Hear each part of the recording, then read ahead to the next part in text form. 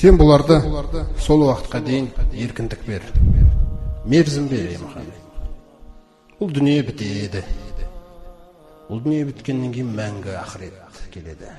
Мәңгі, ей Мұхаммед, мәңгі. Білесің ба не бар олар үшін? Ол жақта. Инна ладайна анкалан ва жахима. Біздің қасымызда ауыр кісендер бар дейді. Тозақтың жаңағы бөлімшелерін айтып жатыр. Тозақпен байланысты азаптың түрлерін, азаптың құралдарын айтып жатыр. Біздің қасымызда ауыр кісендер бар. Қазір еркін жүре берсін, ертең кісенге байлай береді. Қараңызшы. Ва жахима, және жалындаған тозақ бар қасымызда. Сол уақытқа дейін күле тұрсын, ойнай тұрсын. Ей Мұхаммед, сондай-ақ ол жақта бір тағам бар дейді. Тағам, тозақтық тағам, тозақтық ауқат. Зәғуссотин дейді. Өңешке қадалып қалатын дейді. Мәжбүрлеп тұрып жұтқызамыз да, өңешіне қадалады дейді. Өңештен қадалғанда не бері шықпайды, не әрі кетпейді. Сөйтіп тұншықтырумен болады дейді. Тұншықтыратын тағам бар біздің қасымызда, ей Мұхаммед. Осы нәрсеге бара жатыр олар, егер тәубаларына келмесе. Мысалы, жәннатта туба деген ағаш бар. Өте ірі үлкен ағаш. Қанша жәннат бар болса, бір жәннат жоқ, оның бұтағы, бір бұтағы сол жаққа жетпеген. Жәннаттықтарға арналған ағаш. Сол секілді тозақта да бір ағаш бар. Қараңыздар. Шажарата заққум деген. Инна шажарата заққум. Расында заққум деген ағаш бар, ей Мұхаммед. Таамул асим. Күнәқардың тамағы. Қараңыздар. Күнәқардың тағамы болады дейді ол. Кәлмухли, қазанның түбінде еріген майдай, яғли, қайнайды дейді, филбутун, қарындарының ішінде. Ол қайнаған кезде, біздің үйде білеміз, май қайнаған кезде майдың қайнағаны білінбейді ғой. Қазанда ыстық отта. Бірақ судың қайнағаны білінеді. Соқтан Алла Тағала айтады, кағолил хамим.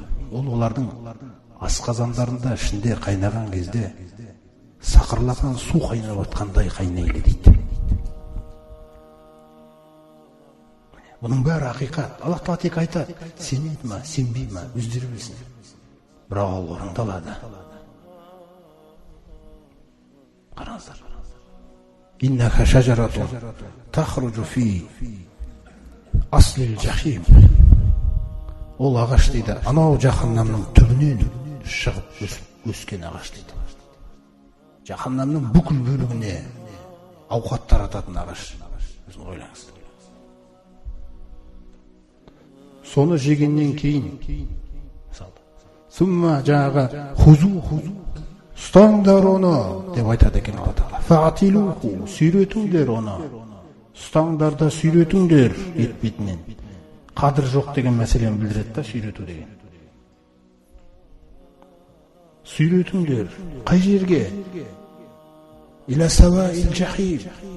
Тозақтың ортасына апарып тастаңдар. Алла Тағала бұйрығы, сол күнгі нәрседен хабар беріп жатыр да бізге.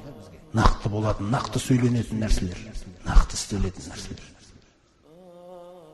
Сумма собу, сосын құйыңдар фауқа раъсихи, басының үстіне. Сосын басының үстіне құйыңдар. Мен азабил хамим дейді. Сақырлаған судың азабынан құйыңдар.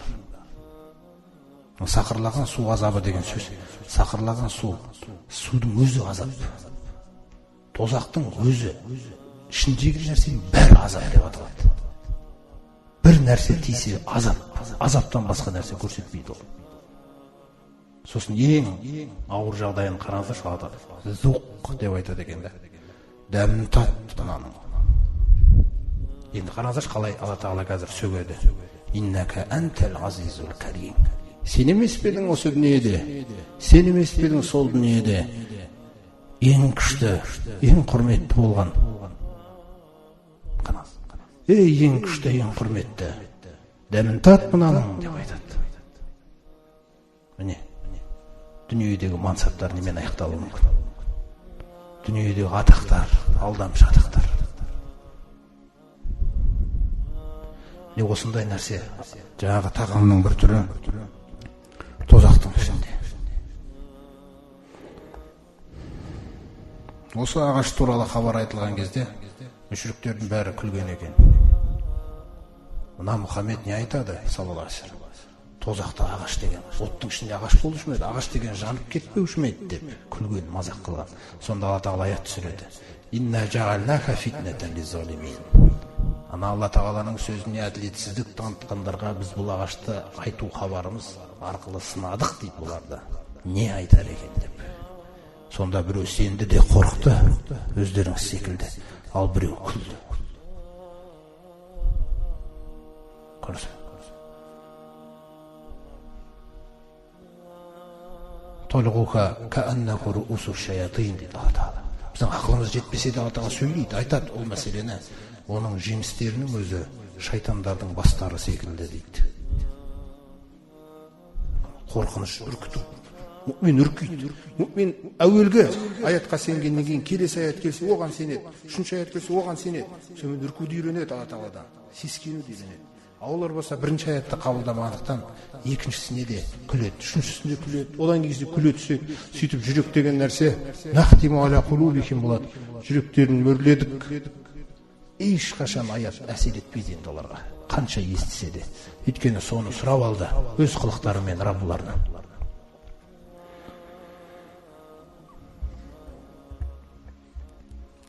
Міне Мұхаммед саллаллаху алейхи ва саллям, сен оларды маған қалдыр.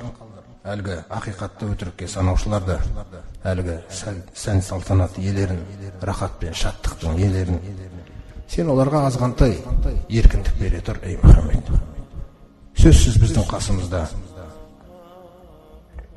ауыр кісендер және жахим,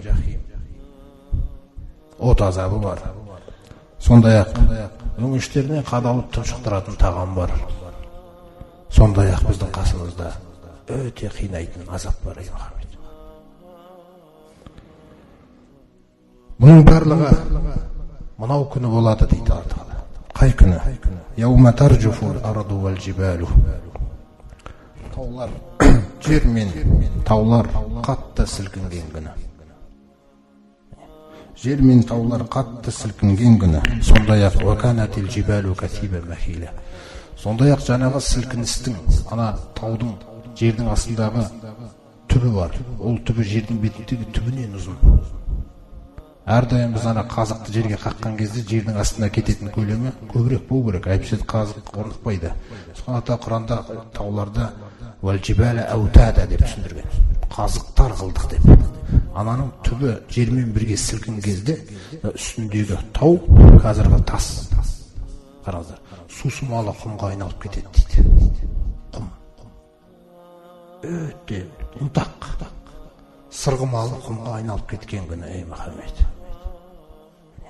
Бұл аят мүминдерге әсер етеді. Я Алла, кешіре көр, сақтай көр деген нәрсемен қабылданады. Сен хақ кешіре көр бізді. Немесе жаңағы Али Ғимран сүресінде айтқандай, Раббана иннана аманна, Раббымыз біз иман келтірдік. Фағфир лана зунубана. Күнәмізді кешіре көр, уақина ғазабаннар. Және сол от азабынан сақтай көр бізді.